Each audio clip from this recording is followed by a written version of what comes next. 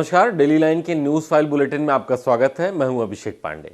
इस बुलेटिन में हम आपको बताएंगे कि दिल्ली में हुई भाजपा की 2 दिवसीय बैठक में किन मुद्दों पर रणनीति बनी है और बताएंगे कि लोकसभा चुनाव से पहले कांग्रेस ने पार्टी में क्या बड़े बदलाव किए हैं। इसके साथ ही बताएंगे कि अयोध्या में रामलला की प्राण प्रतिष्ठा के लिए पंडितों ने कितनी देर का मुहूर्त तय किया है। लेकिन उससे पहले डालते हैं एक नज़र आज के हेडलाइंस पर। लोकसभा चुनाव में क्षेत्रीय दलों से सीधी लड़ाई लड़ेगी बीजेपी, मोदी की गारंटी पर होगा फोकस। 2 दिवसीय बैठक में कई मुद्दों पर हुई चर्चा। लोकसभा चुनाव से पहले कांग्रेस ने बदले प्रभारी, प्रियंका से वापस ली यूपी की जिम्मेवारी, पायलट को मिला छत्तीसगढ़ का जिम्मा। कश्मीर के बारामूला में आतंकियों ने रिटायर्ड एसएसपी की गोली मारकर की हत्या, मस्जिद में अजान देते वक्त की थी गोलीबारी।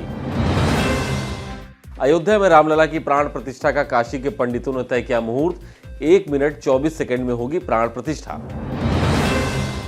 यूपी, एमपी और राजस्थान में ठंड से थोड़ी राहत, हिमाचल, जम्मू कश्मीर समेत पहाड़ी राज्यों में हो रही है जमकर बर्फबारी। अब बात करते हैं पहली खबर की।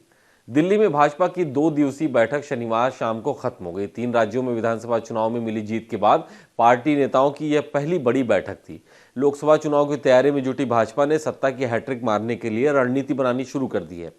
बैठक में प्रधानमंत्री नरेंद्र मोदी ने संगठन के प्रमुख नेताओं से पार्टी का वोट प्रतिशत 10% बढ़ाने की दिशा में काम करने को कहा है। इसके साथ ही पार्टी ने विपक्षी गठबंधन इंडिया के फॉर्मूले से निपटने के लिए पार्टी ने उन राज्यों में भी मजबूती और सीधी लड़ाई का फैसला किया है जहां पर पार्टी कमजोर स्थिति में है। इसमें खासतौर पर दक्षिण भारत के राज्य शामिल हैं। अब बात करते हैं अगली खबर की। लोकसभा चुनाव से पहले कांग्रेस ने कई राज्यों के प्रभारी बदल दिए हैं और कुछ नेताओं को नई जिम्मेवारी सौंपी है। प्रियंका गांधी वाड्रा को यूपी कांग्रेस प्रभारी पद से मुक्त कर दिया गया है। हालांकि वो महासचिव बनी रहेंगी। प्रियंका की जगह अविनाश पांडे को यूपी की जिम्मेवारी दी गई है। उधर सचिन पायलट छत्तीसगढ़ कांग्रेस प्रभारी बनाए गए हैं। इसके साथ ही जयराम रमेश कम्युनिकेशन, मुकुल वासनिक को संगठन का महासचिव बनाया गया है। अब बात करते हैं अगली खबर की। जम्मू कश्मीर के बारामूला में रविवार 24 दिसंबर को आतंकवादियों ने एक रिटायर्ड एसएसपी मोहम्मद शफी की गोली मारकर हत्या कर दी। जम्मू कश्मीर पुलिस के मुताबिक रिटायर्ड एसएसपी मस्जिद में अजान दे रहे थे। इसी दौरान आतंकियों ने गोलीबारी की। घटना को अंजाम देने के बाद आतंकी फरार हो गए। पुलिस ने इलाके में घेराबंदी की है। इससे पहले 21 दिसंबर को आतंकियों ने कश्मीर के राजौरी जिले में सुरनकोट में सेना के काफिले पर हमला किया था, जिसमें 5 जवान शहीद हो गए थे। भारतीय सेना उन आतंकियों की तलाश कर रही है। इसके साथ ही राजौरी और पुंछ जिले में इंटरनेट सर्विस बंद कर दी गई है। अब बात करते हैं अगली खबर की। अयोध्या में रामलला की प्राण प्रतिष्ठा समारोह 22 जनवरी 2024 को होगा। इस दौरान रामलला की प्राण प्रतिष्ठा सिर्फ 1 मिनट 24 सेकंड में पूरी हो जाएगी। काशी के पंडितों ने यह मुहूर्त तय किया है। जानकारी के मुताबिक 22 जनवरी को दोपहर 12:29:08 से मुहूर्त शुरू होगा, जो 12:30 और 32 सेकंड तक चलेगा।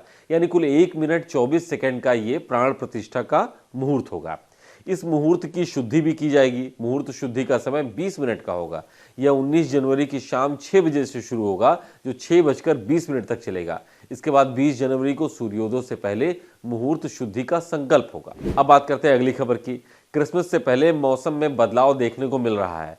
बीते 2 दिनों से लोगों को ठंड से कुछ राहत तो मिली है। वहीं उत्तर और मध्य भारत के राज्यों में न्यूनतम तापमान 6 से 12 डिग्री सेल्सियस के बीच दर्ज किया गया है। कई शहरों में घने कोहरे से विजिबिलिटी कम हो गई है।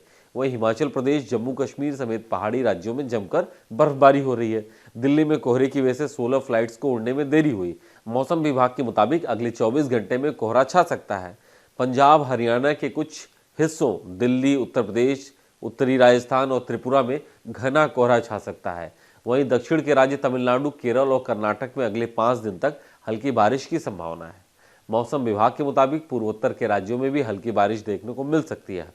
हालांकि कुछ इलाकों में आंधी तूफान की आशंका है। आज के डेली लाइन बुलेटिन में सिर्फ इतना ही। देश और दुनिया की तमाम खबरों पर नजर बनाए रखने के लिए आप देखते रहिए डेली लाइन।